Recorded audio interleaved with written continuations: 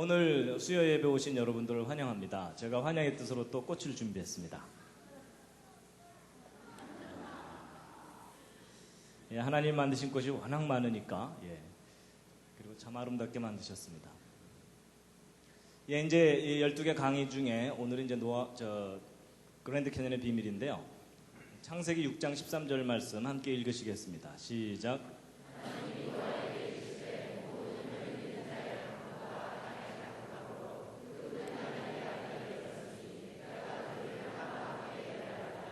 예, 하나님께서 이 세상을 심판하셨는데 사람들만 심판한 것이 아니고 땅과 함께 멸하리라 하셨습니다. 그래서 하나님께서 이 땅을 심판하셨던 사건의 그 분명한 증거가 이제 그랜드 캐년입니다. 대홍수의 거대한 기념물이 바로 이 그랜드 캐년인데, 이 그랜드 캐년이 왜 대홍수의 증거물인지를 오늘 이제 자세하게 설명을 드릴 것입니다. 지난번 노아홍수 이야기할 때 그 전 세계가 완전히 물로 뒤덮였을 때 그때 지구를 휩쓸고 도는 물들이 거대한 퇴적 현상을 일으키게 되는데, 이제 그것이 그랜드 캐년도 그 중에 이제 하나다라고 말씀을 드렸었습니다. 이 그랜드 캐년은 이제 미국 아리조나주 북부에 있는 거대한 계곡입니다. 미국 지도하고 우리나라 지도를 비교해 보면 크기가 너무 차이 나죠. 제가 그래서 이 미국을 우리 땅으로 만드는 방법을 생각해냈습니다. 그게 뭐냐면 가능한 한 많이 낳아서 이민을 많이 보내는 겁니다. 그리고 이민 가서도 많이 낳게 하는 겁니다. 그럼 언젠간 이게 우리 땅이 될 거라고 생각이 됩니다. 여러분, 이제 그 노아 홍수 때 잠깐 보여드렸던 표입니다. 성경 전체 역사 표인데요. 지금 현재로부터 대략 4,300여 년 전에 전 세계적인 대홍수가 있었고, 홍수 이전 세상을 우리가 잃어버리고 살고 있고, 홍수 이후 역사를 이제 우리가 다시 살고 있는 겁니다. 그래서 우리는 첫 번째 세상을 잃어버리고 살고 있습니다. 그래서 그 홍수는 맨 처음에 비가 내린 것만 40일이었고 지구 전체가 물에 잠겼던 기간이 150일이라고 말씀을 드렸었습니다. 그리고 그 물이 빠지는데 또 150일이 걸리고 땅이 마르고 굳는데 2달 정도 걸려서 대홍수 전체 기간은 365일이다라는 걸 말씀드렸습니다. 그리고 이제 노아가 방주에 들어가 있던 날짜 수는 371일이었죠. 근데 이제 적어도 5달 동안 지구 전체가 완전히 물에 잠겨 있게 되면 이 물이 가만히 덮고만 있는 게 아니라 이 태양과 달이 양쪽에서 물을 잡아당기니까 물은 양쪽으로 나와 있는데 지구는 하루에 한 바퀴씩 돌아야 되니까 상대적으로 이 물이 지구를 휩쓸고 돌게 된다, 이런 말씀을 드렸습니다. 그럼 이 지구를 휩쓸고 도는 그 거대한 물이 모든 산들을 다 허물어뜨려다가 깊고 넓은 곳을 만나면 그 흙들을 쫙 쌓아놓게 되는데, 이런 일들이 적어도 5달 동안 계속 반복됐다라고 봐야 됩니다. 그러면 1년이라는 짧은 기간 내에 엄청난 양의 퇴적 현상이 일어나게 되는데, 바로 이런 일이 있었다는 강력한 증거가 이제 그랜드 캐년입니다. 여기에 쌓여있는 이 흙들이 바로 대홍수 때 이제 쌓인 겁니다. 그래서 가보시면 이제 무지개떡처럼 이렇게 흙들이 쌓여 있습니다. 그래서 곳곳에 이런 절벽이 있고 이 위에서부터 이 밑에까지 떨어지는데도 한참 걸린다 그랬죠. 회개할 충분한 시간이 있다고 말씀을 드렸었습니다. 그랜드 캐년의 길이는 대략 한 450km 정도 됩니다. 근데 이제 이 그랜드 캐년 보통 일반적으로 설명할 때는 다 진화론으로만 설명을 합니다. 학생들도 학교에서 그렇게 배울 수밖에 없는데, 진화론의 그 고생대 기간 한 3억 년 동안 이 퇴적층이 형성됐고 이것이 깎여나가는 데는 한 7천만 년쯤 걸렸다. 하여튼 적어도 뭐 수억 년 걸려서 이 그랜드 캐년이 만들어졌다라고 학교에서 설명을 듣게 되는데, 이것이 사실이 아니다라는 것을 오늘 말씀드리는 겁니다.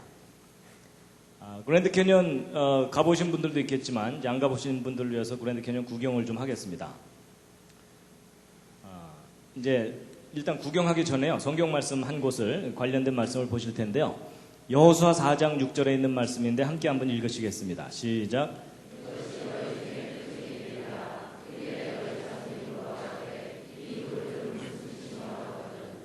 이 부분이 이제 어떤 장면이냐면, 이스라엘 민족이 이집트에서 노예 생활을 하다가 이집트를 탈출해서 가나안 땅을 들어가게 됩니다. 근데 이제 곧바로 들어가질 못하고 40년을 광야에서 맴돌다가 이제 이집트를 탈출했던 세대들은 광야에서 다 죽고 이 광야에서 새로 태어난 신세대가 드디어 이제 가나안 땅을 들어가게 됩니다. 그래서 이집트에서 이제 가나안 땅 들어가야 되는데 바로 앞에 놓여 있는 강이 요단강입니다. 이제 그 사이에 지도자가 바뀌어서 여호수아가 지도자가 되어서 이 백성들을 이끌고 요단강을 건너야 되는데, 성경의 기록을 보면 이 요단이 추수할 시기에는 물이 많아져 가지고서 이제 홍수가 난다는 겁니다.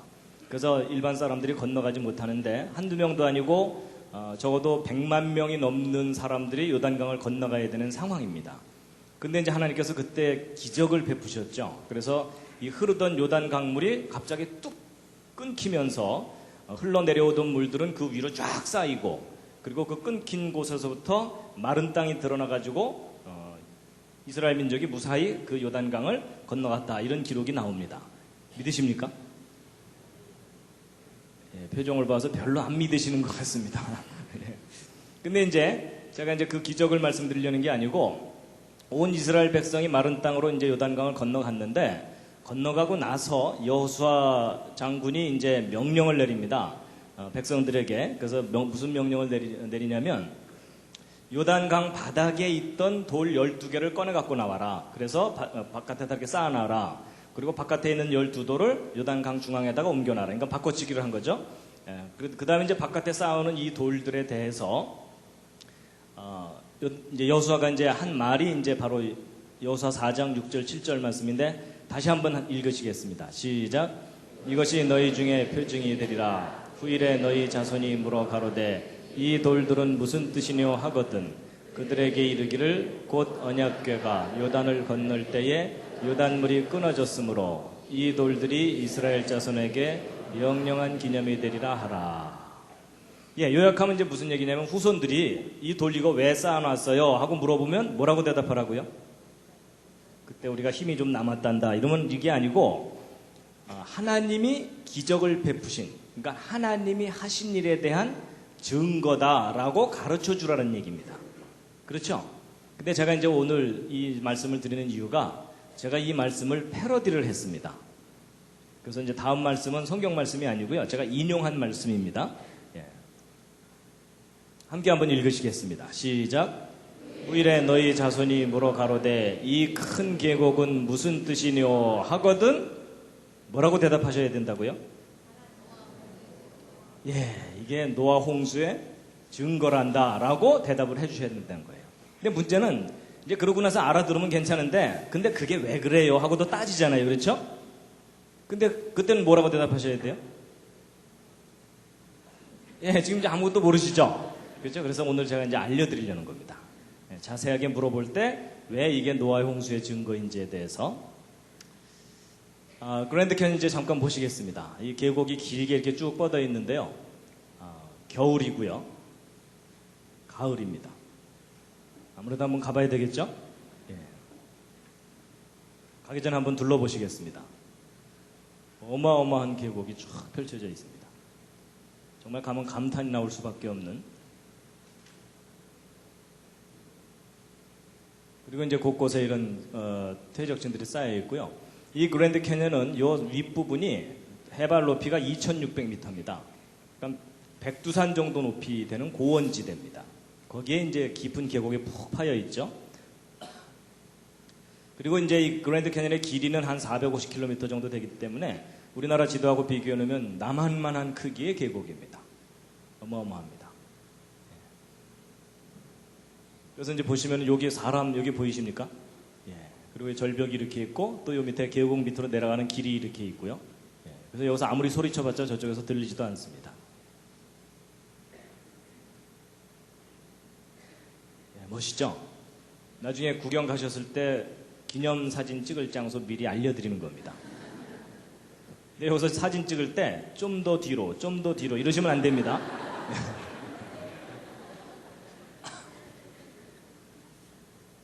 예, 이제 저녁 석양 무렵이고 요 밑에 이제 콜로라도강 지류들이 이렇게 흐르고요. 예, 참 뭐 신비한 모습들을 보여주는 곳이고요. 예, 남자분들은 가면 래프팅을 한번 꼭 하시기 바랍니다.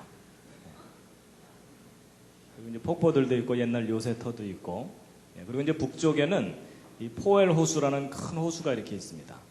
무슨 케이크 조각 같은 이런 퇴적층들도 있고요. 멋있죠? 예, 하여튼 단체로 가시다가 말 안 듣는 분들은 중간에 내려놓고 가시면 됩니다. 근데 여행 다니다 보면 꼭 뭐 약속 시간에 늦게 나오고 이런 분들은 여기다 다 묶어놓고 오면 됩니다.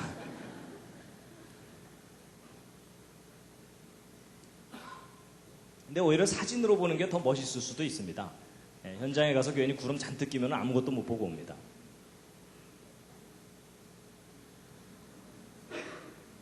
참 신기하죠. 근데 여기는 이제 그랜드 캐년이 아니고 이 그랜드 캐년에서 좀 북쪽으로 떨어져 있는 브라이스 캐년이라고 하는 곳입니다. 근데 침식 지형이 아주 기가 막히게 만물상처럼 발달해 있고요. 이런 기둥 하나하나가 꽤 큽니다. 이런 것들이 꽤 커가지고 이런 기둥들 밑으로 지금 여기 사람 말 타고 내려가는 거 보이십니까? 개미떼처럼. 그리고 이건 좀 남성적인 계곡인데 이것은 이제 시온 계곡이라고 자이언 캐년이라고 하는 곳인데 성악 연습하려면 이런 데 가서 해야 되겠죠? 그래서 이제 그랜드 캐년, 자이언 캐년, 브라이스 캐년 이렇게 이제 계곡들이 아주 멋있게 있습니다. 그리고 이제 계곡 아래로 내려가는 길들도 있어가지고요. 이제 보통 이렇게 걸어서 내려갔다 오기도 하고 돈 좀 있는 분들은 말 타고 내려갔다 오고 돈 좀 더 있는 분들은 비행기 타고 왔다 갔다 하고 그럽니다.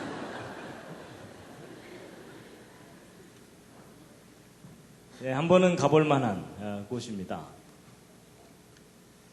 근데 이제 이곳에 이렇게 퇴적층들이 겹겹이 쌓여 있는데 이 퇴적층들의 그 구성 성분이 어떤 층은 석회, 어떤 층은 모래, 어떤 층은 혈암, 뭐 진흙 이런 계통으로 교대로 이렇게 쫙 쌓여 있습니다. 그래서 서로 다른 흙들이 이렇게 쌓여 있는데 자, 오늘 이제 이 그랜드 캐년이 어떻게 만들어졌는지에 대해서 이제 그 비밀을 풀 텐데요. 이 그랜드 캐년의 모습을 잘 보시면 두 단계입니다. 모양을 잘 보시면 일단 흙이 다 쌓이고 난 다음에 깎여 나갔습니다. 그렇죠? 예. 뭐 쌓이다가 중간에 깎인 게 아니고 일단 다 쌓이고 난 다음에 깎여 나간 그런 모습입니다. 그래서 이제 첫 번째는 퇴적층이 어떻게 쌓였는지를 이제 우리가 알아내야 됩니다. 그래서 보통 이 쌓이는 것을 퇴적이라고 표현을 하는데 어떻게 쌓였는가 하는 건데 이 많은 흙들이 여기 쌓여 있으려면 어디서부턴가 와야 되죠. 그렇죠?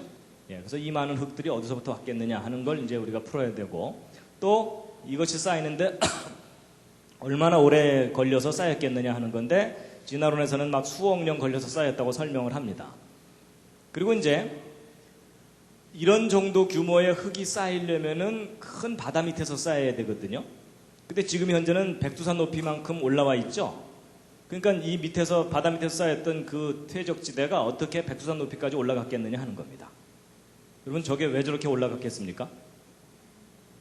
이런 질문을 받으면 쉬운 대답부터 하시면 됩니다. 제가 안 그랬는데요. 이러시면 됩니다. 그 다음에 이제 다 쌓이고 난 다음에 깎여 나갔거든요. 그래서 이 깎여 나간 것을 또 우리가 이제 풀어야 되는데 어떻게 깎여 나갔는가 하는 건데 깎여 나가는 걸 보통 침식이라고 합니다. 이게 먹고 잔다는 뜻이 아닙니다. 예, 깎여 나간다 이런 뜻입니다. 그래서 이제 이 많은 흙들이 깎여 나갔다면 어딘간 쌓여 있어야 되겠죠. 그게 가깝게 쌓여 있는지 멀리 쌓여 있는지 넓게 쌓여 있는지 좁게 쌓여 있는지 이걸 좀 분석을 해보면 이게 어떻게 깎여 나갔는지에 대해서도 알 수가 있고요. 그리고 이제 얼마나 오랫동안 깎여 나갔느냐, 정말 진화론에서 얘기하듯이 막 몇 천만 년 걸려서 이게 깎여 나갔느냐 아니면 순식간에 이게 깎여 나갔겠느냐 하는 겁니다. 근데 이제 얘한테는 아무리 물어봐도 얘는 대답을 안 해줍니다. 그래서 결국 과학자들이 앞뒤를 연구를 해가지고 이것이 어떻게 만들어졌겠는가를 이제 추적해서 알아내는 수밖에 없습니다. 그래서 이제 오늘 이제 그랜드 캐년 생성 원인에 대해서 이제 말씀을 드릴 텐데요. 예. 잠시 기지개를 한번 살짝 켜시겠습니다. 예, 오늘 지질학 공부를 해야 되기 때문에 예. 문과분들은 너무 애쓰지 않으셔도 됩니다. 이해가 안 되면 주무셔도 괜찮습니다.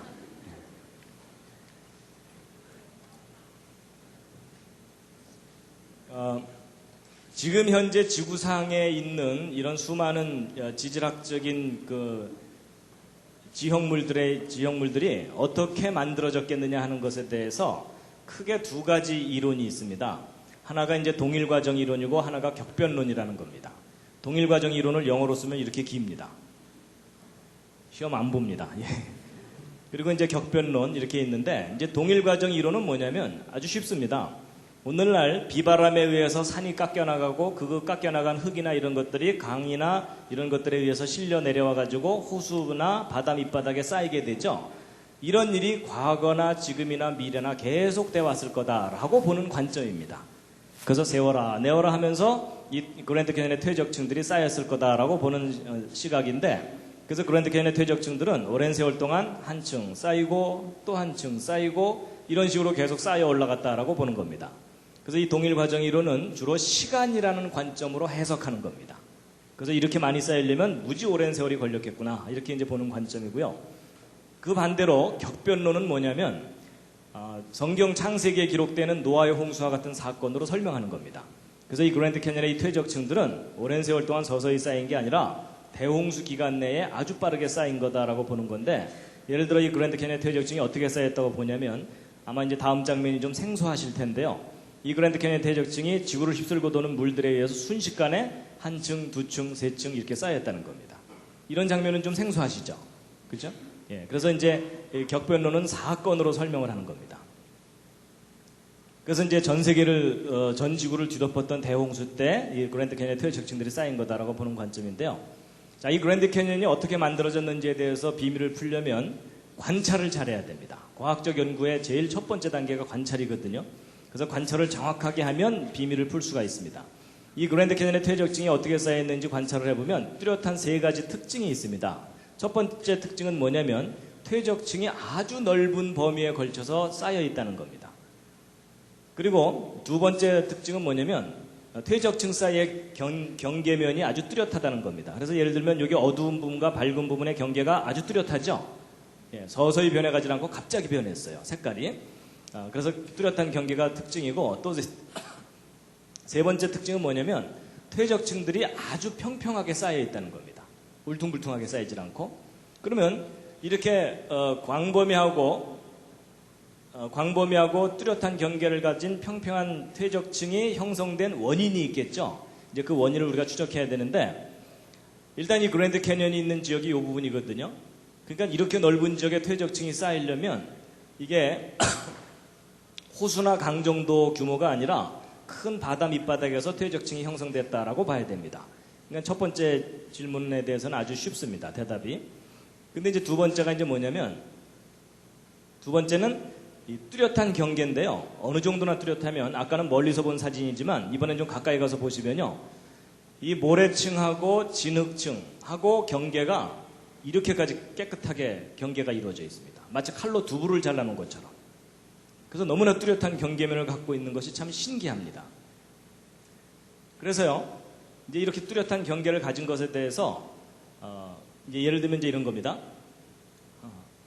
이제 바다 밑에서 또는 하여튼 물 밑에서 퇴적층이 쌓여야 되는데, 처음에 이제 진흙층이 한 층 이렇게 쌓였다고 치자고요. 그러고 나서 이제 모래층이 그 다음에 와서 연속적으로 계속 쌓이게 되면 이런 왼쪽처럼 쌓이겠습니까? 오른쪽처럼 쌓이겠습니까? 물속에서 계속 쌓여 올라갔다면 당연히 오른쪽처럼 쌓이겠죠. 그렇죠? 이렇게 깨끗한 경계를 가질 수가 없어요.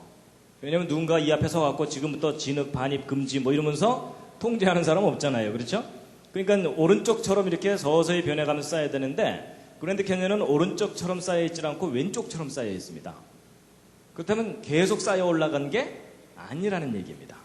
그래서 이걸 어떻게 생각해야 되는가 하고서 이제 연구를 하다 보니까 뭐 어떤 걸 발견했냐면, 이 그랜드 캐니언에서 한참 떨어진 홀브룩이라는 또 다른 지역을 조사해 봤더니, 그 지역에서는 요 두 퇴적층 사이에 600m 두께의 다른 퇴적층이 끼어 있는 겁니다.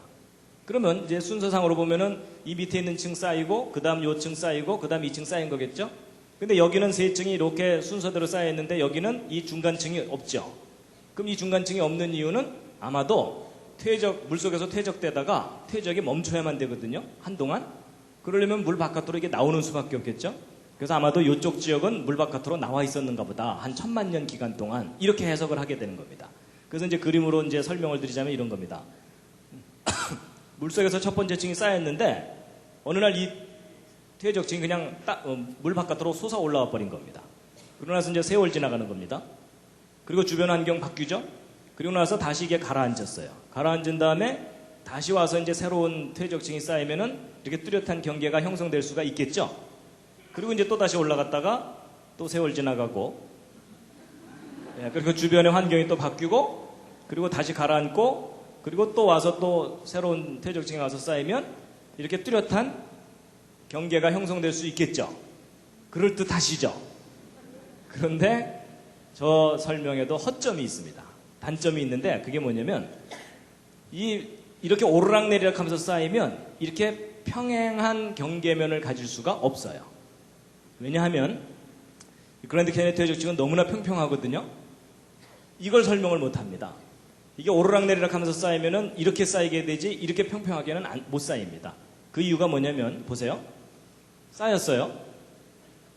이제 퇴적이 멈추기 위해서 물 바깥으로 나갔습니다. 세월 지나가죠. 근데 쟤네들은 괜찮아요. 노출되어 있는 동안 얘네들이 문제입니다. 그렇죠? 비바람이 치게 되면 그 표면이 반드시 울퉁불퉁해질 수밖에 없게 되겠죠. 계곡이 파이고, 그리고 거기 식물도 자라고 그러면은 그 표면이 아무래도 어떤 그 손상이 되게 되는데, 이렇게 오르락내리락 하면서 쌓이게 되면은 반드시 층과 층 사이의 경계가 평평해질 수가 없습니다. 맞죠? 그런데 희한하게도 그랜드 캐니언은 너무나 평평하게 쫙 쌓여 있는 거예요.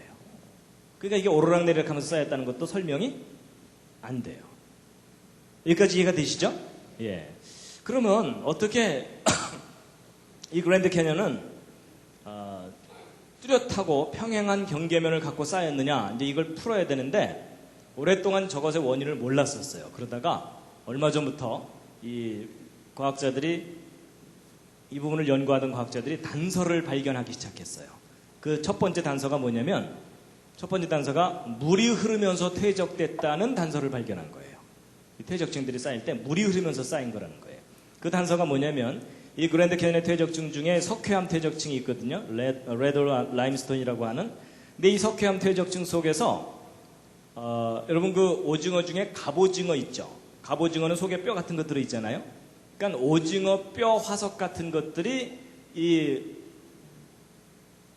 그 석회암 퇴적층에서 발견됐는데, 이 오징어 뼈 화석이 이렇게 보시면은 여기는 좁고 여기는 넓거든요. 근데 얘네들이 희한하게도 퇴적층 속에서 제멋대로 방향을 갖고 있질 않고 이 왼쪽처럼 비교적 어느 한쪽 방향으로 정렬이 돼서 화석으로 들어있어요. 그럼 쟤네들이 혹시 죽기 전에 반상회를 했을까요? 우리는 죽을 때 항상 머리를 그쪽으로 두는 거야 뭐 이러면서? 그럴 리가 없잖아요. 그럼 쟤네들이 저렇게 머리를 한쪽으로 이렇게 두고 한쪽 방향으로 정렬이 돼서 대충 발견된다는 얘기는 뭔가 저렇게 정렬이 되도록 외부에서 힘이 가해진 거잖아요. 그렇죠? 그러니까 사람들이 그때 뭐 돌려놓을 수도 없고, 그렇다면 아마도 이렇게 물이 흘렀기 때문에 쟤네들이 방향을 틀은 게 아니냐, 이렇게 보는 거예요.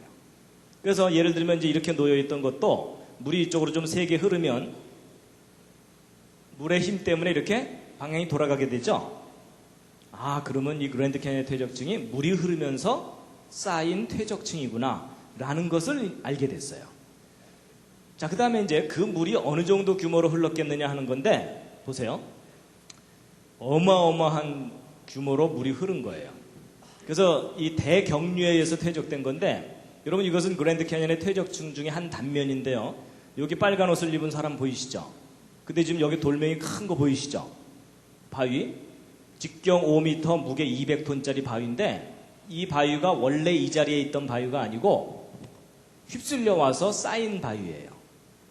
그럼 여러분 이렇게 큰 바위가 휩쓸려 올 정도면 어느 정도 물이 흘렀어야 되는지 짐작해 가시죠?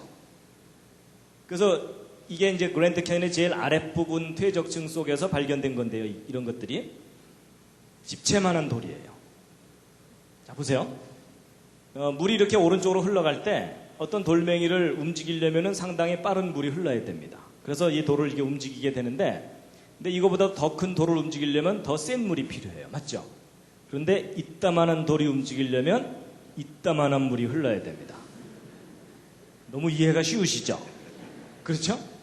그러니까 과학자들이 바보가 아닌 이상 저렇게 큰 돌이 움직이려면 어느 정도 파괴력이 있는 물이 흘러야 되는지 알잖아요. 그렇죠?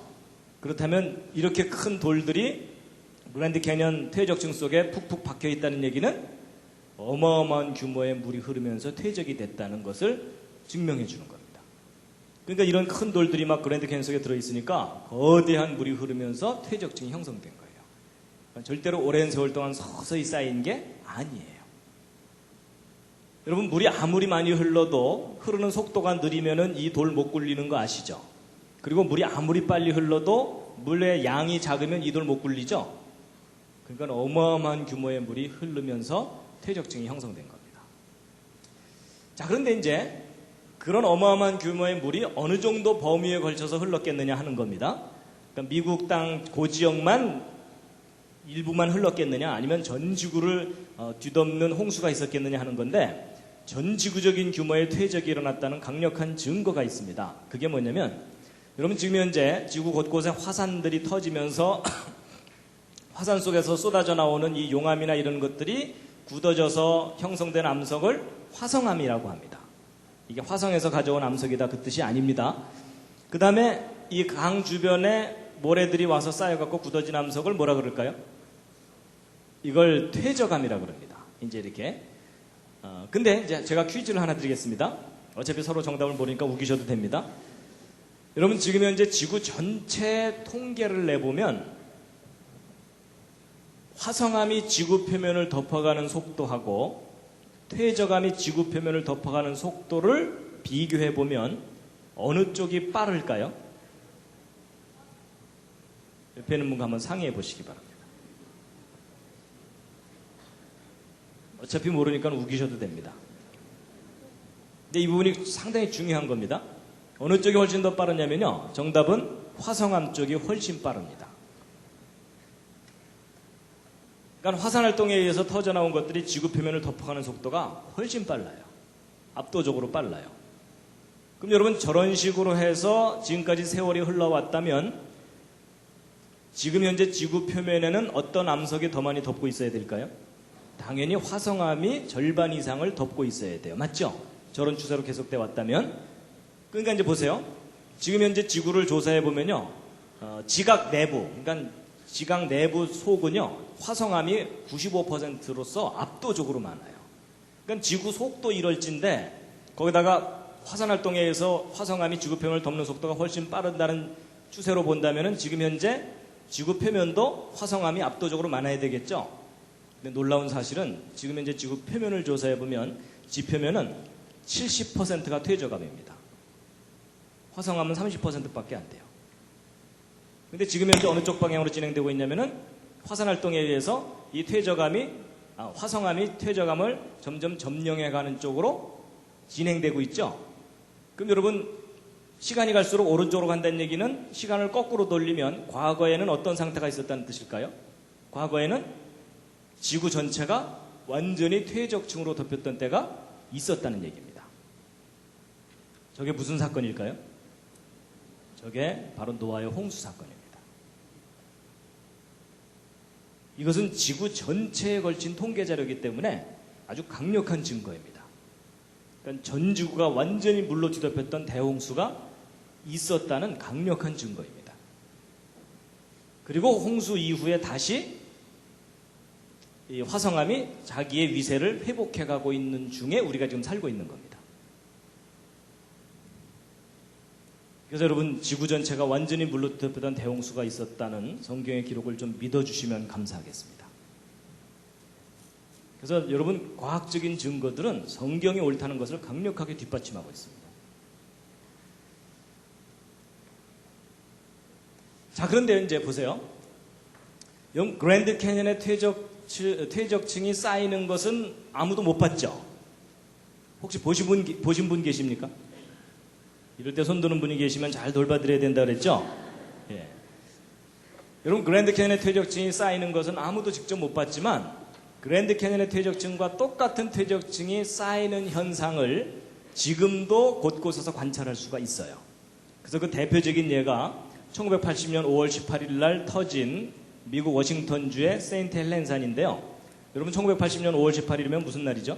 어른들은 기억하실 텐데요. 광주 5.18 그날입니다.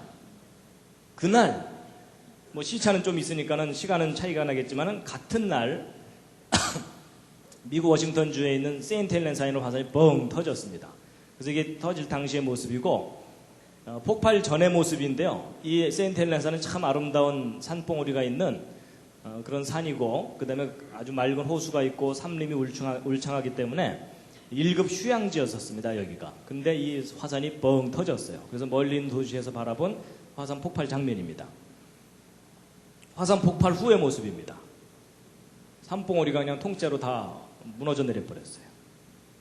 그래서 이 산이 원래 백두산보다도 높은 산이었습니다. 그런데 거의 1000m 이상이 무너져 내린 겁니다. 어마어마한 폭발이었습니다. 그래서 이게 이제 폭발 당시의 모습이고 폭발 후의 모습인데요. 근데 이 세인트 헬렌산 화산 폭발할 때 아주 중요한 지질학적 증거들이 확인됐습니다. 그 첫 번째가 퇴적층이 형성되는 과정인데, 보세요. 여러분 지금 여기 퇴적층이 쫙 쌓여 있는데, 여기 빨간 옷을 입은 사람하고 비교해보면 상당히 퇴적층이 두껍죠.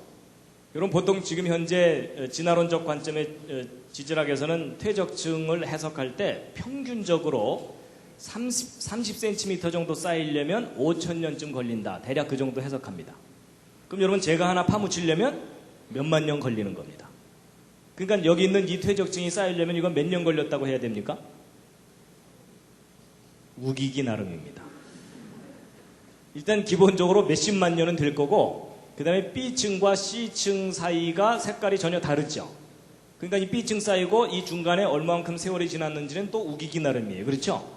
그러니까 적어도 수십만 년에서 수백만 년, 수천만 년 지났다고 해도 될 정도로 퇴적층이 꽤 쌓였죠? 근데 여러분, 받기의 망정이지. 이거 안 봤다면 수십만 년이거든요. 근데 이 퇴적층 쌓이는 걸 실제 봤어요. 여러분, 이 A층이 1980년 5월 18일 당일날 하루 만에 쌓인 퇴적층입니다. 그리고 이 두 번째 퇴적층이 한 달 후쯤에 또 하루 만에 쌓인 퇴적층이고, 이 세 번째 퇴적층이 2년 후에 또 한 번 쏟아져 내려가지고서 또 하루 만에 쌓인 퇴적층입니다. 그럼 이 밑에서부터 이 위에까지 쌓이는데 실제 걸린 시간 며칠이요? 3일입니다. 3일.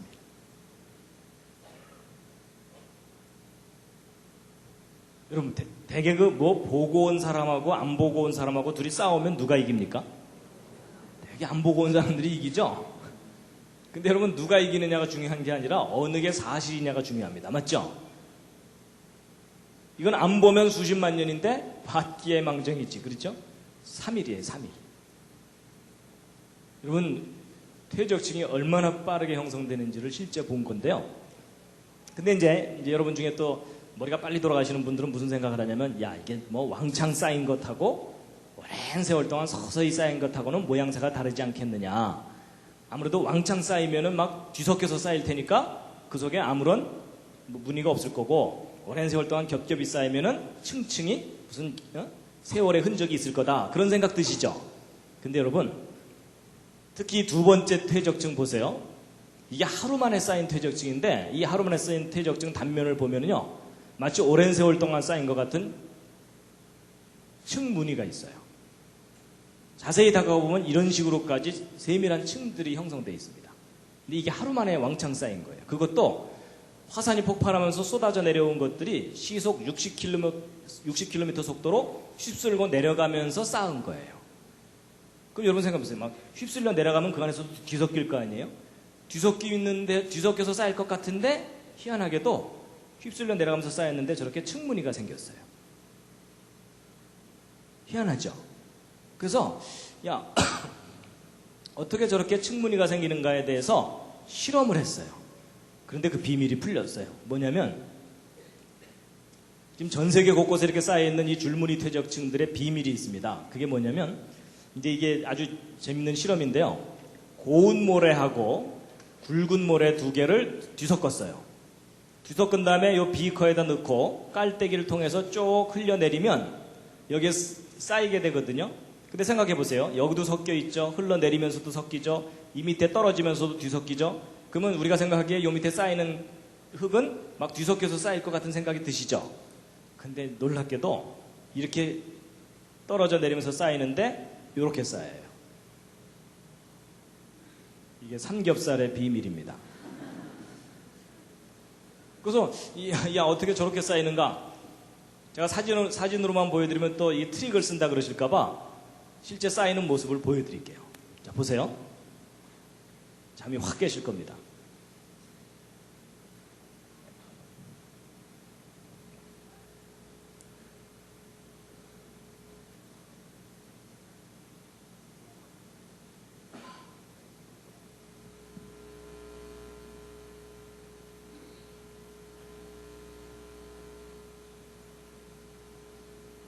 신기하죠? 여러분 이게 원리가 뭐냐면요.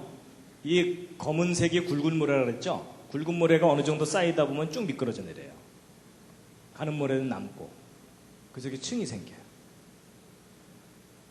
근데 바로 저런 원리가 뒤섞인 흙들이 쌓일 때 움직이면서 쌓이면은 저렇게 층무늬가 생기게 돼 있어요. 여러분 이 옥수수 튀긴 거 이렇게 큰 거부터 되게 먼저 집어먹게 되잖아요. 그렇죠? 근데 한참 집어먹다 보면 자꾸 손에 조그만 게 걸리니까는 한 번씩 그 통 흔들어주면 큰 게 쫙 위로 올라오죠? 여러분 이게 어려운 얘기가 아닙니다. 바로 그 원리입니다. 그렇죠? 지금이야 이제 쌀들이 잘 나오지만은 옛날에는 막 쌀에 돌들 섞여 있으니까는 쌀통을 막 흔들면은 돌은 밑으로 내려가고 쌀은 위로 올라오고 이러니까는 돌을 골라내고 이러는 거죠? 바로 그런 원리가 작용하는 겁니다. 거대한 흙덩어리가 한쪽으로 쫙 휩쓸려 가게 되면 그 안에서 자기들끼리 굵은 것과 가는 것이 분리가 일어나면서 줄무늬가 생기게 돼 있어요. 그러니까 자기들끼리 막 흘러가면서 야야 줄 서 이러면서 쫙 이렇게 층무늬가 생기게 돼 있습니다. 그래서 여러분 이게 바로 퇴적층이 갑자기 쌓이면서도 마치 오랜 세월 동안 여러분 이거 밭개망정이지 안 봤으면 여름 겨울 뭐 이랬을 거 아니에요. 그렇죠? 근데 바로 이런 원리가 작용한다는 것을 잘 몰랐던 거예요. 그러니까 우리 주변에서 이제 퇴적층 쌓일 때마다 그냥 이제 겹겹이 쌓인 거 보면은 그냥 이게 오랜 세월 동안 쌓인 거라고 잘못 해석했던 겁니다. 이해가 되시죠? 그러니까 지구 곳곳에 그런 현상이 발견되는데요. 또 실제적으로 이런 것도 있습니다. 이 호주에서 이쪽 바닷가에 모래가 자꾸 없어지니까 이쪽에 있는 모래를 배로 실어다가 이 앞바다에 뿌렸어요. 잔뜩 뿌리고 났더니 어느 날 파도가 심하게 치면서 이 뿌려놓은 모래가 바닷가 쪽으로 밀려 나왔어요. 그래서 하룻밤 사이에 밀려 나와갖고서 이만큼 두께로 쌓인 거예요. 그럼 여러분 하룻밤 사이에 왕창 와서 쌓였으면은 막 뒤섞여서 쌓여야 될 것 같잖아요. 그렇죠? 근데 놀랍게도 하룻밤 만에 와서 쌓인 단면을 보았더니 줄무늬들이 쭉쭉 생겨 있어요. 밭기의 망정이지. 안 봤으면 이것도 몇 년 걸렸다가 해야 돼요? 여름, 겨울. 아, 이거 200년. 뭐 이래야 될 거 아니에요. 그렇죠? 그러니까 여러분 저런 현상이 일반적인 현상인 거예요. 그러니까 여러분 지구상에 있는 곳곳에 이런 줄무늬 퇴적층을 앞으로 보시거든 절대로 오랜 세월이라고 생각하시면 그건 착각입니다. 규모만 더 클 뿐이지 거대한 퇴적층이 순식간에 확 휩쓸려가면서 이런 무늬를 만들게 됩니다. 그래서 여러분 앞으로 이제 여행 다니시면요 이제 이런 줄무늬들을 많이 보시게 될 거예요. 제발 저 앞에 가서 오 장구한 세월 이러지 마시기 바랍니다. 그래서 여러분 전 세계 곳곳에 쌓이는 이런 줄무늬 퇴적층이 바로 그런 원리로 생기는 겁니다.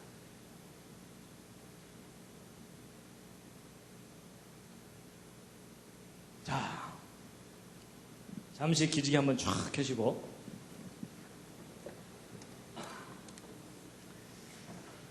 좌양좌 하셔서 옆에 있는 분 안마를 해드리도록 하겠습니다.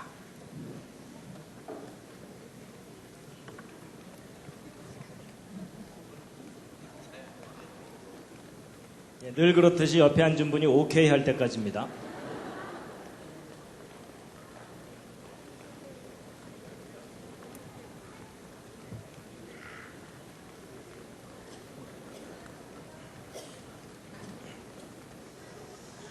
예, 반대로도 해주시고요. 반대로 또.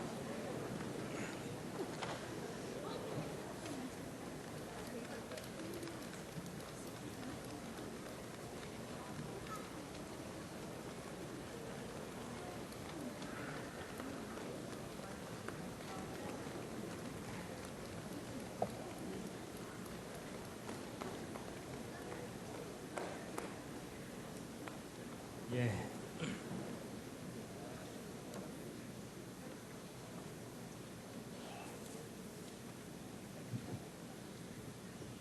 근데 지금까지 너무 어렵진 않으셨죠?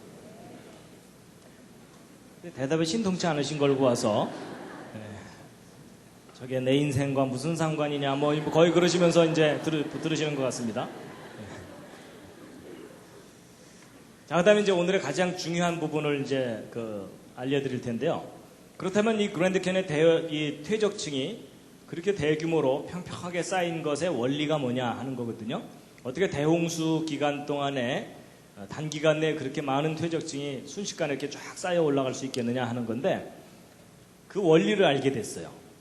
바로 이제 이 콜로라도 대학의 이분 피에르 줄리앙이라는 이분이 이제 퇴적층이 어떻게 만들어지는지 연구하는 분 중에 한 분인데 이제 거기 가면 이렇게 퇴적층이 형성되는 것을 모델 실험을 할 수 있는 장치들이 이렇게 있습니다.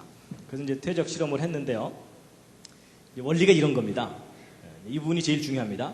대홍수 때 어떻게 퇴적층이 그랜드 캐니언의 퇴적층이 어떻게 형성됐겠느냐 하는 건데, 여러분, 이제 대홍수가 일어나면 막 산들이 허물어지고 그런 것들이 이제 지구를 빙빙 도는 물들에 의해서 이렇게 휩쓸려 가게 되거든요. 그럼 이게 흙탕물이 이렇게 휩쓸려 가게 되면 이 밑바닥에는 퇴적층이 일정한 두께로 쫙 쌓여가게 되어 있습니다. 그래서 퇴적층이 어떤 모양으로 가냐면 이런 식으로 갑니다. 이런 식으로 한 층, 또 한 층 이렇게 쌓이는 거예요. 근데 이렇게 쌓이는 원리가 뭐냐면요. 잘 보세요. 물이 이렇게 흘러가는데 여기보다는 여기가 좀 더 깊죠. 좀 더 깊으면 좀 더 느리게 흐르게 되죠. 그러니까 흙들을 여기까지 이렇게 싣고 오다가 여기서 속도가 갑자기 늦어지니까 어떻게 되겠어요? 이 앞에다가 흙들을 쌓아놓게 됩니다. 그러니까 흙은 계속 실려와서 이 앞에 쌓이니까 그 퇴적층이 옆으로 저렇게 쭉쭉 자라게 돼 있습니다. 바로 저런 원리로 전 지구를 휩쓸고 도는 물들이 지구를 빙빙 돌면서 한 층, 또 한 층, 또 한 층 이렇게 퇴적층을 쌓아놓게 됩니다. 그러면 이런 식으로 쌓이게 되면 층과 층 사이의 경계가 뚜렷하게 되죠. 그리고 평평하게 쌓이게 됩니다. 그럼 아까 그랜드 캐니언에 대해서 풀지 못했던 것을 다 풀 수 있는 바로 그런 설명입니다. 근데 이제 제가 이렇게만 설명드리면 이제 우긴다 그러실까봐 실제로 저렇게 쌓이는 장면을 보여드리겠습니다. 잘 보세요. 이제 모의 실험을 한 건데요. 오른쪽으로 흘러가게 되는데 여기 잘 보시면 퇴적층이 오른쪽으로 점점점 이동하고 있죠. 일정 두께의 퇴적층이. 그렇죠?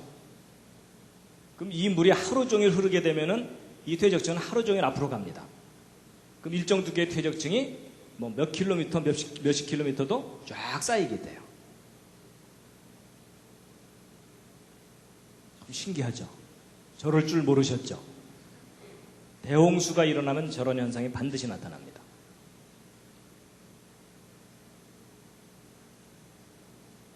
그 다음에 이런 퇴적층이 생기기 시작하는 장면을 보실 텐데 여기 이제 흙들을 막 위로 올려보내는 겁니다. 그럼 이제 오른쪽으로 이렇게 이제 흘러가게 됩니다. 그러면은 그 밑바닥에서 어떤 일이 벌어지냐면 새로운 퇴적층이 하나 딱 생겨요. 생기면은 그 퇴적층이 옆으로 쫙 자라나기 시작합니다.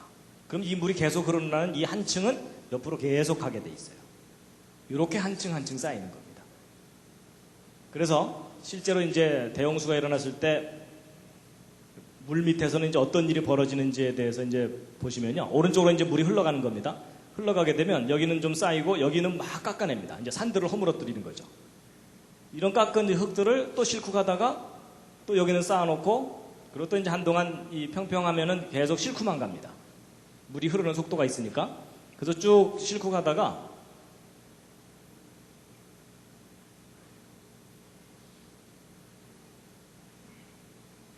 여기는 이제 쌓습니다. 한 층을. 그리고 이제 여기는 점점점 얕아지니까는 조금씩 깎아냅니다.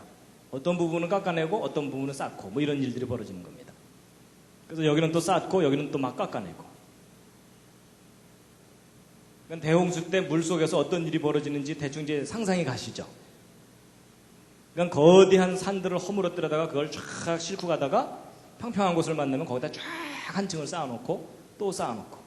그러니까 쌓이는 곳은 계속 쌓이게 돼 있습니다.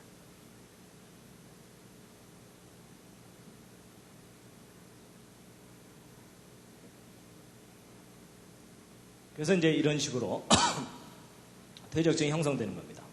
그러니까 그랜드 캐니언 퇴적층이 왜 이렇게 평평한지 그리고 층과 층 사이의 경계가 왜 이렇게 뚜렷한지가 다 풀린 거예요.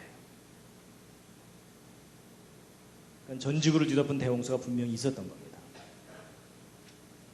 그래서 다시 한번 보여드리면 이제 이런 겁니다. 한 층이 쫙 가고요. 또 한 층이 또 가고 이런 식으로.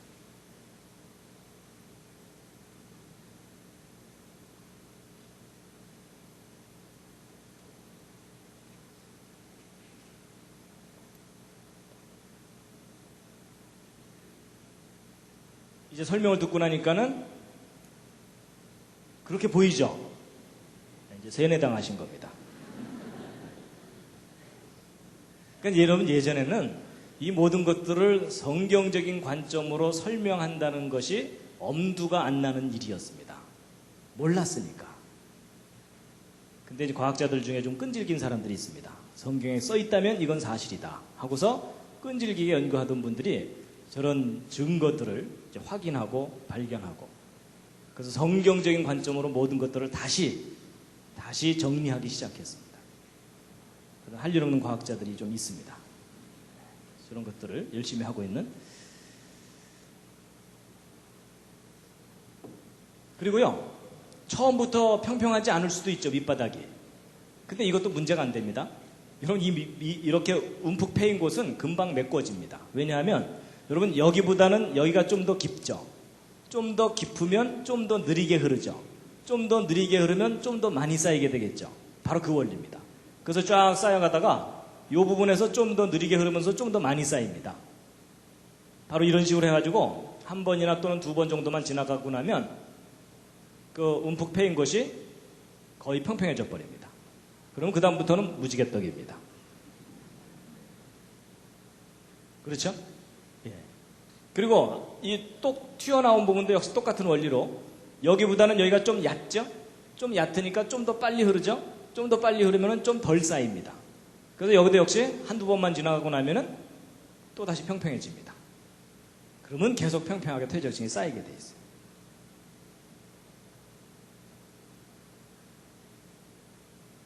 백문이 불여일견이죠.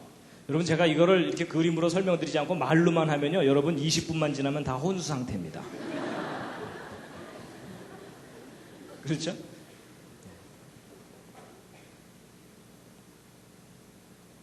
여러분 전 세계적인 대홍수 때 어마어마한 규모의 퇴적층이 지구 곳곳에 쌓이게 된 겁니다. 바로 이런 원리로.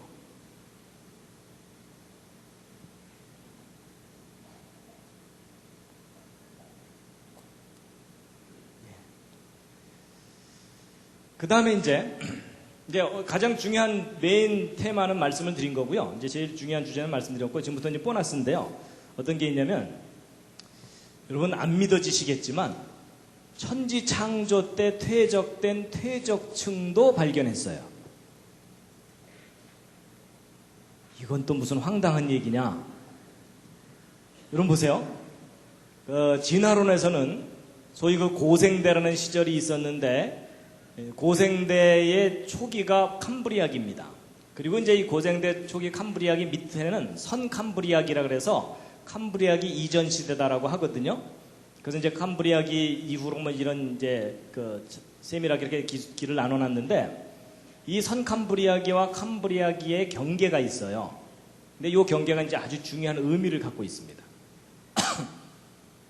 이 고생대와 선캄브리아 사이에는요, 이 부정합이라 그래서 이 밑에 퇴적층하고 위에 퇴적층은 전혀 다른 이렇게 매끈한 경계면을 갖고 있질 않아요. 뚝 끊겼어요, 중간이.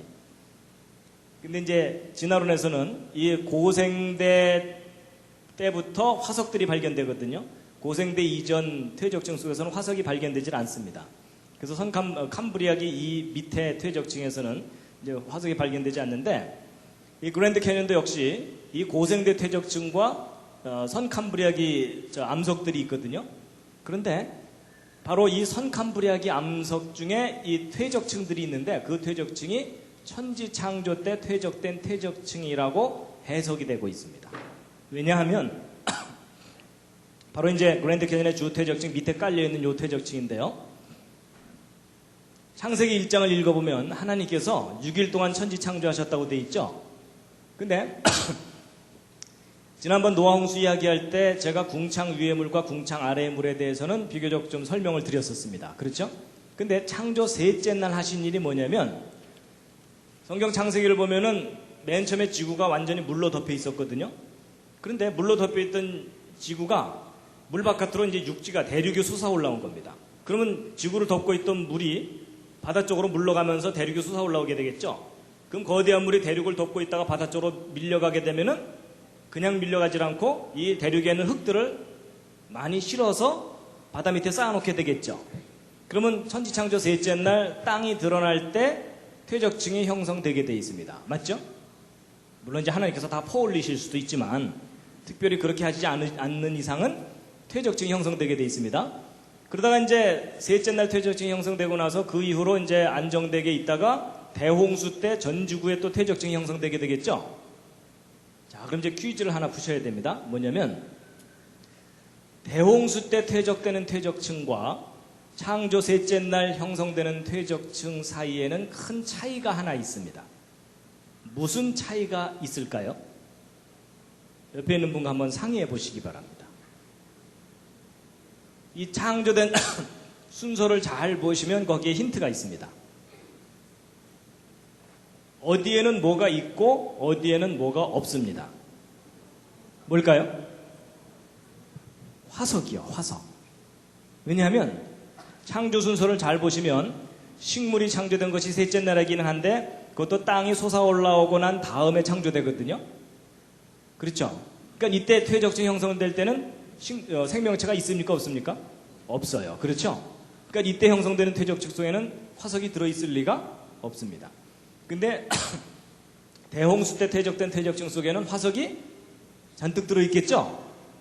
근데 참 신기한 게 뭐냐면 이 그랜드 캐니언 퇴적층 중에 고생대 퇴적층이라고 소위 진화론에서 분류하는 퇴적층 속에는 화석들이 잔뜩 발견되거든요. 근데 그 바로 밑에 있는 이 퇴적층 속에서는 화석이 하나도 발견되지 않습니다.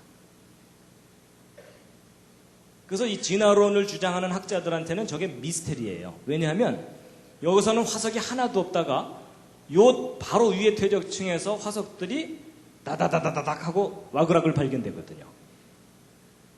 그래서 진화론을 연구하는 사람들한테는 야, 진화가 안 일어나다가 여기서부터 갑자기 진화가 일어났구나.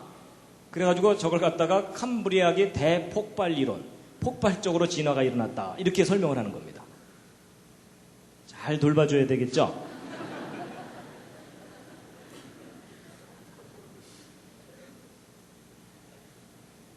그게 아닌 거예요. 성경하고 비교해서 연구해 보았더니 그게 아닌 거예요. 바로 이 밑에가 천지창조 때 형성된 퇴적층이고 그 윗부분이 바로 대홍수 때 형성된 퇴적층이다라는 것을 알게 된 거예요.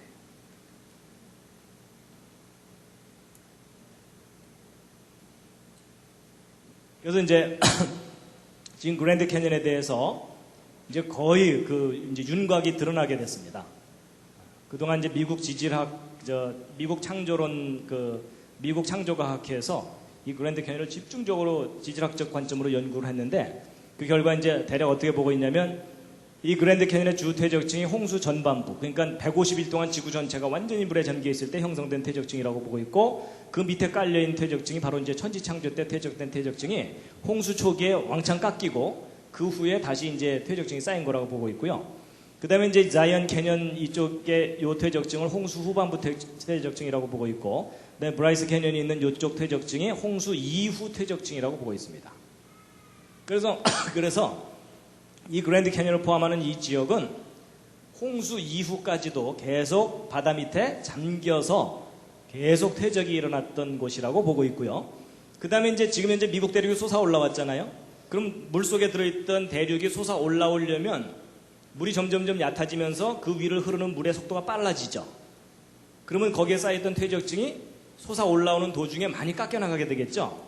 그래서 요 부분이 이게 미국 대륙이 솟아 올라올 때 깎여나갔던 것이라고 보고 있습니다.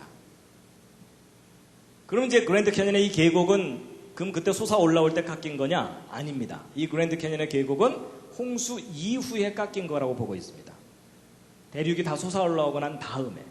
그래서 그건 좀 이따 이제 말씀드릴 거고요. 그래서 이제 여러분이 그랜드 캐니언 관광을 가시게 되면 일반 관광을 가면 그런 설명 못 듣게 되고요. 이 창조과학 탐사 여행을 이제 가시면은 창조 때 형성된 퇴적층을 보시게 됩니다. 근데 뭐 거의 표정이 잘 안 믿어지는 표정들이십니다. 그래서 여러분 놀랍게도 이 그랜드 캐년이 성경에 대한 너무나 강력한 증거물입니다. 자, 그 다음에 이제 지금까지 쭉 설명드린 내용이 그랜드 캐년의 퇴적층이 형성되는 과정에 대해서 설명드린 겁니다. 이제 지금부터는 이제 계곡이 어떻게 깎여 나갔느냐 하는 겁니다. 어떻게 깎여 나갔다고요? 아까 제가 쉬운 답 말씀드렸잖아요. 제가 안 그랬는데요. 이러시면 이제 됩니다. 자, 근데 이 계곡이 형성된 것은 얼마나 오래 깎였는가, 또 어디로 갔는가, 또 어떻게 깎였는가 하는 건데요. 이 계곡이 깎여 나간 것에도 단서가 있습니다. 잘 보시면요, 거의 수직으로 깎여 나갔죠. 이게 단서예요. 왜냐하면 여러분 이 그랜드 캐니언의 퇴적층 중에는 좀 단단한 부분도 있고 연한 부분도 있거든요. 그럼 만약에 이 콜로라도 강이 오랜 세월 동안 이것을 깎아낸 거라면 단단한 데는 덜 깎이고 연한 부분은 많이 깎이겠죠. 그럼 사실 이 깎여 나가는 단면은 이렇게 울퉁불퉁해야 됩니다. 그렇죠? 근데 이 그랜드 캐니언의 이 계곡은요 거의 수직으로 쫙 깎여 나갔어요. 수직으로. 그렇다는 얘기는 오랜 세월 동안 서서히 깎여 나간 게 아니라는 얘기입니다. 그래가지고 도대체 이 그랜드 캐니언이 어떻게 깎여 나갔는가에 대해서 여러 각도로 조사를 해본 결과 아주 놀라운 단서가 뭐냐면 이겁니다. 이 부분이 이제 그랜드 캐니언 지역이거든요. 근데 그 상류 쪽에 뭔가 흔적이 있는데 무슨 흔적이 있냐면 거대한 호수가 있었던 흔적이 있어요. 그래서 이걸 좀 자세히 보시면 여기가 이제 그랜드 캐니언 지역입니다. 근데 여기 잘 보시면요, 이 부분에 좀 거뭇거뭇한 부분 있죠. 그리고 요즘 희끗희끗하게 이렇게 보이는 게 이게 뭐냐면요, 지대가 높아서 눈이 덜 녹은 지역입니다. 그러니까 이 부분이 고원지대라고 보시면 돼요. 다른 지역보다는 높은 지대예요.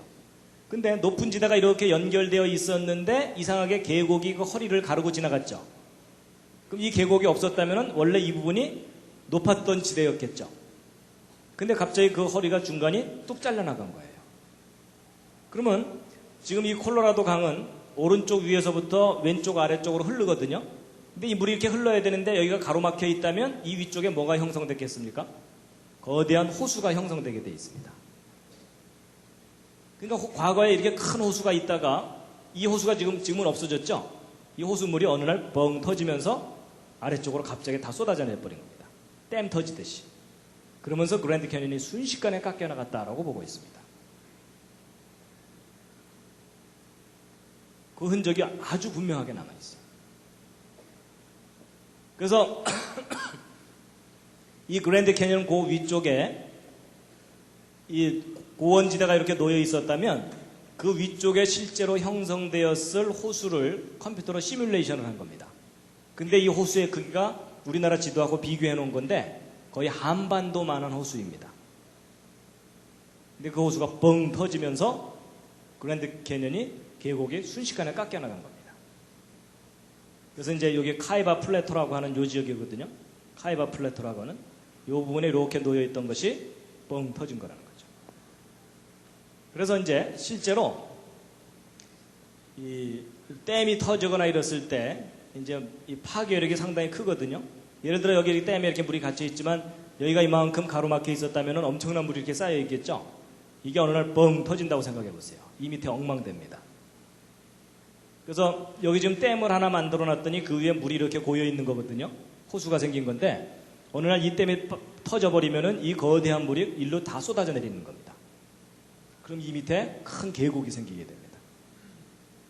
그래서 이제 실제 계곡이 어떻게 형성되는지에 대해서 아까 그 세인트 헬렌산 화산 폭발 때 또 그 증거가 발견됐는데 보세요. 이 세인트 헬렌산이 폭발하기 전에는 여기 빙하들이 있었고 또 화산 폭발할 때는 상당히 많은 지하수들이 터져 나오거든요.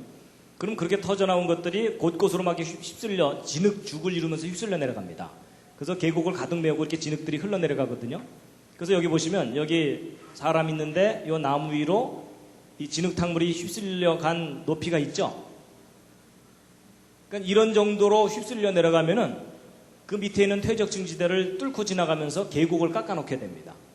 그래서 이게 그때 형성된 계곡이거든요. 화산 폭발 때 휩쓸려 내려온 흙탕물이 휩쓸고 지나가면서 이 계곡의 단면을 한번 보시면은요. 보세요. 이게 그때 깎여나간 계곡입니다. 근데 여기 절벽이 있는데 이게 얼마나 큰지 짐작이 안 가시죠? 잘 보시면 이 절벽 위에 여기 사람 보이세요? 사람 보이죠? 그러니까 여러분 이게 그때 순식간에 깎여나간 계곡이에요. 봤기에 망정이지 안 봤으면 이거 몇 년 걸린다고 해야 돼요? 예, 비바람에 깎여나가고 그 깎여나간 흙들을 시냇물이 졸졸졸 실어 나르려면 적어도 수십만 년이에요. 그렇죠? 근데 여러분 이 계곡 그때 만들어지는 거 직접 관찰을 했어요. 3일 만에 깎여나간 거예요. 그러면 이 지역이 모래같이 푸석푸석한 곳이었느냐? 아닙니다. 그렇게 깎여나간 계곡의 밑에 내려가서 깎여나간 계곡 옆면을 바라보았더니 응회암이라고 하는 암석지대입니다. 암석지대를 흙탕물이 휩쓸고 지나가면서 깊은 계곡을 푹 파놓은 거예요. 3일 만에. 그럼 여러분 물 자체가 파괴력이 있다기보다는 그 물에 휩쓸려가는 이 돌멩이들이 있죠. 이런 것들이 암석지대를 커팅하면서 지나가게 됩니다. 그러니까 이렇게 두꺼운 퇴적층과 이렇게 깊은 계곡을 순식간에 만들어 놓은 세인트헬렌산 화산 폭발은 역사상 있었던 큰 화산 폭발들에 비하면 비교적 작은 화산 폭발입니다. 작은 화산 폭발인데 이 정도 규모의 퇴적층이 형성된다는 거 보면은 이거보다 더 큰 규모의 대격변이 일어나면 훨씬 더 큰 규모의 퇴적층과 계곡이 형성되는 것을 얼마든지 짐작하실 수 있겠죠? 그게 바로 이제 그랜드 캐년입니다. 여러분 이 계곡을 깎아놓은 것은 사람들이 삽으로 판 게 아닙니다. 자연의 힘에 의해서 저런 계곡이 깎여나가는 거거든요. 근데 얼마든지 가능합니다. 근데 이제 보세요. 아까도 말씀드린 것처럼 그랜드 캐년의 계곡이 직접 깎여나가는 것은 아무도 못 봤잖아요. 그렇죠? 그런데 그랜드 캐년과 너무나 똑같이 생긴 계곡이 순식간에 만들어지는 것을 직접 봤어요. 그 사건이 바로 이제 이 팔로우즈 계곡인데 이 미국 워싱턴주에 있는 계곡입니다. 여러분 이 계곡이 이렇게 파여 있는데 이게 얼마나 큰 계곡인지 아시려면요. 이 오른쪽 절벽 위에 여기 담장이 이렇게 쳐져 있는데 거기 지금 사람들이 몇 사람 옹기종기 모여서 구경하고 있는 거 보이세요? 그리고 여기 좀 큰 나무들이 있고 뭐 보이시죠? 그러니까 여러분 이게 얼마나 깊은 계곡인지 대충 짐작하시겠죠? 예. 근데 여러분 이것도 봤기에 망정이지. 이거 안 봤다면 이 계곡 파이려면 몇 년 걸렸다고 해야 돼요? 이것도 또 우기기 나름이에요. 그렇죠? 근데 여러분 이 계곡 파이는 걸 실제 봤는데 이 계곡 상류 쪽에 미졸라 호수라는 큰 호수가 있었습니다. 근데 그 호수가 이 빙하 같은 것들에 의해서 이렇게 좀 막혀 있었어요, 물이. 그러다가 여기가 뻥 터져 버렸어요. 그래갖고 이 엄청난 양의 물들이 한꺼번에 휩쓸려 내려와가지고 조금 전에 이 계곡을 순식간에 깎아놓은 겁니다. 근데 저런 계곡에 깎이는 원리가 뭐냐면요, 이런 겁니다. 호수물이 뻥 터져서 이제 흐르잖아요? 그러면 평평한 곳을 흐르더라도 어떤 일이 벌어지냐면 평평한 곳을 쫙 흐르다가 어느 한쪽에 살짝 패이죠? 그럼 그 패인 쪽이 좀 더 깊죠? 좀 더 깊으니까 그쪽으로 물이 더 많이 흐르죠? 더 많이 흐르면 더 많이 패이죠? 그러니까 한번 패이기 시작한 곳은 계속 집중적으로 패이게 돼 있습니다. 이해가 되시죠? 이게 소위 그 까니마 똑까 전법입니다. 어른들은 이해하실 겁니다. 그렇죠? 바로 그 원리에 의해서 이게 순식간에 그 호수물이 뻥 터지면서 지나가면서 이 계곡을 순식간에 파놓는 겁니다. 근데 여러분 이 팔로우즈 계곡이 이렇게 이 계곡 만들어진 거 직접 다 확인을 한 거거든요. 근데 여러분 이건 그랜드 캐니언이에요. 그랜드 캐니언. 근데 모양새가 너무나 비슷하죠. 그렇죠? 이거보다 스케일이 좀 더 클 뿐이에요. 그렇죠? 더 큰 호수가 터지면 더 큰 계곡이 생길 수 있다는 얘기예요. 그러니까 제가 이론적으로만 말씀드린 게 아니고 실제 일어났던 일까지 다 증거로 함께 말씀드리니까 훨씬 이해가 되시죠? 그래서 이제 이런 댐이나 이런 게 붕괴할 때는요, 넘치면서 터지는 경우가 있고, 그 다음에 밑으로 쫄쫄쫄 새다가 뻥 터지는 경우가 있습니다. 넘치면서 터지는 건 왜 그러냐면요, 골고루 넘치면 얘가 낮아지기만 하거든요. 근데 이렇게 넘치다 보면 어느 한쪽에 살짝 패이면 글로 집중적으로 물이 흐르죠. 그러면서 댐이 뻥 터져 버리는 겁니다. 그래서 이게 1976년에 미국의 태튼 댐이 붕괴되는 장면이고요. 또 다른 댐도 이렇게 갑자기 빵 하고 터지고, 그 다음에 이제 이 쫄쫄쫄 새다가 터지는 경우의 한 예가 이건데요. 이 그랜드 캐년 상류 쪽에 글렌 캐년 댐이라는 댐이 있는데, 여기 지금 물줄기 4개가 보이는 건 이건 발전용 댐입니다. 발전용 수로예요. 그래서 이제 발전하는 건데, 근데 이것만 만들어 놓으면 안 되고, 이 물이 갑자기 불어나면 이 물을 갑자기 빼내야 되잖아요. 그러기 위해서 이제 비상용 수로로 물을 더 많이 빼냅니다. 그러다가 이제 1983년에 이 댐이 무너질 뻔한 적이 있어요. 물이 불어나가지고 비상용 수로를 열었거든요. 근데 열자마자 출구 부분이 무너진 거예요, 이게. 그래서 저 수문을 조금만 늦게 닫았으면 저 댐 무너지는 거였어요. 그럼 보통 공학자들이 이런 거 설계할 때 최대 압력의 3배를 견딜 정도로 설계해서 만들거든요, 대개는. 그렇게 튼튼하게 만든 수로가 저렇게 무너져 버리는 거예요. 그러니까 물의 파괴력이 얼마나 큰지 알 수 있습니다. 그래서 이제 이게 무슨 말씀을 드리려는 거냐면, 이 그랜드 캐년 요 윗부분에 과거에 여기 높은 고원지대가 있어서 그 위에 물이 잔뜩 있었을 텐데, 이게 물이 많아져서 넘쳤든 또는 밑으로 쫄쫄 젖어서 뻥 터졌든 어느 순간 뻥 터진 거라는 거예요. 그러면서 이 가로막고 있던 이 부분이 왕창 무너지면서 이 거대한 물이 휩쓸고 지나가면서 이 흙들을, 이 계곡을 순식간에 깎아놓은 거다라는 겁니다. 수천만 년 세월이 아니고.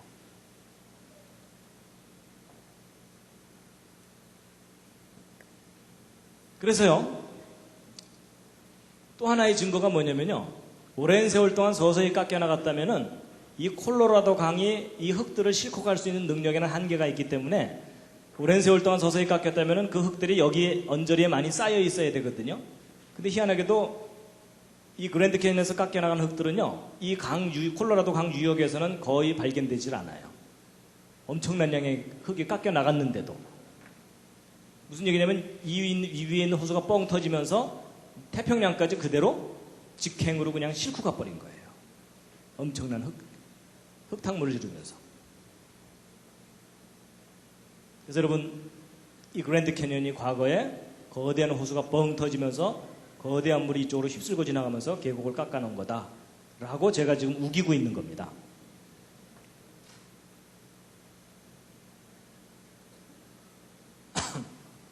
그래서 이제 2단계로 호필 레이크라는 레이크가 먼저 뻥 터지고, 그 다음에 캐니언즈 랜드 레이크라고 하는 호수가 그 다음에 2차로 뻥 터지면서 거대한 계곡이 형성된 거다라고 보고 있습니다.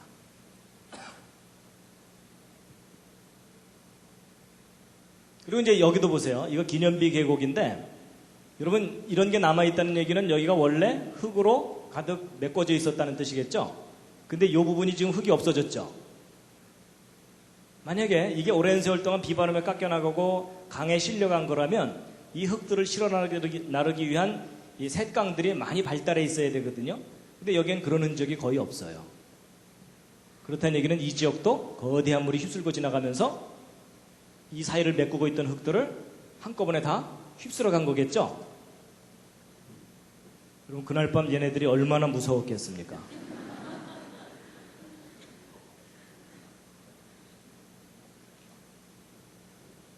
그래서 이게 다 대격변의 증거물들입니다. 오랜 세월의 증거가 아니고.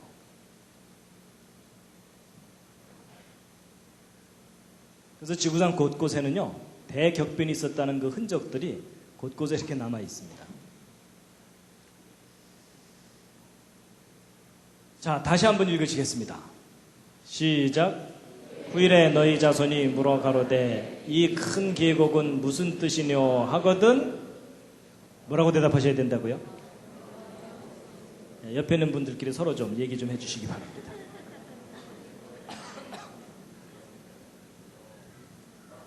얘야, 그때 내가 졸았단다 이러시면 안 된다는 겁니다.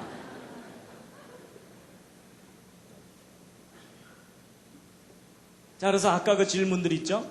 여러분, 이 그랜드 캐니언에 쌓여있는 이 엄청난 퇴적층들 다 어디서 온 걸까요? 어디서 온 거죠?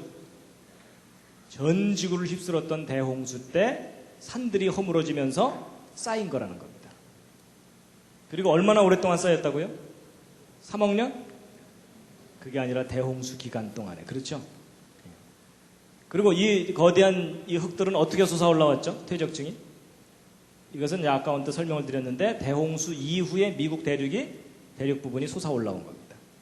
한쪽에 가라앉고. 그리고 이 그랜드 캐년 계곡 이거 어떻게 깎여 나갔다고요?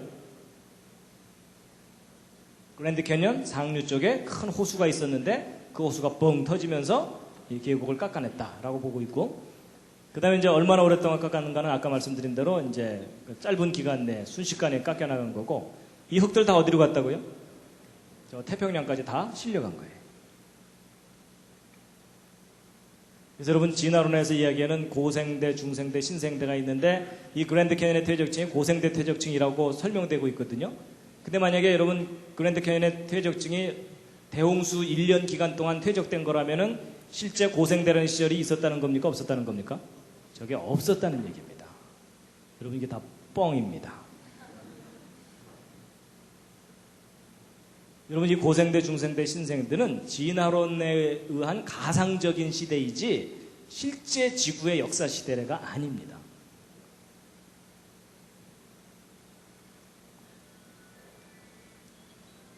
예, 베드로서 3장에 말씀이 있는데 함께 읽으시겠습니다. 시작.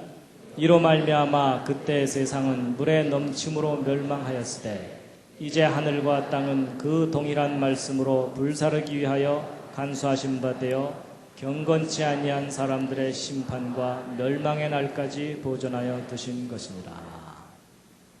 여러분 하나님께서 물로 심판하셨었는데 이제 마지막 심판은 불의 심판이라고 말씀하십니다. 근데 여러분 이 대홍수 사건이 실제 역사 속에 있었다면 마지막 불의 심판도 우리가 역사적으로 겪게 됩니다.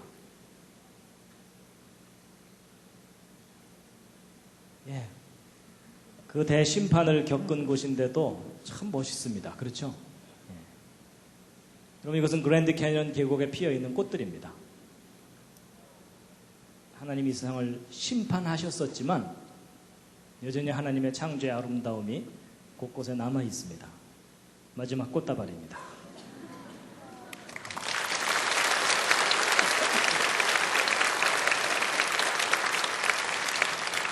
예, 이 시간 잠깐 기도했으면 좋겠습니다.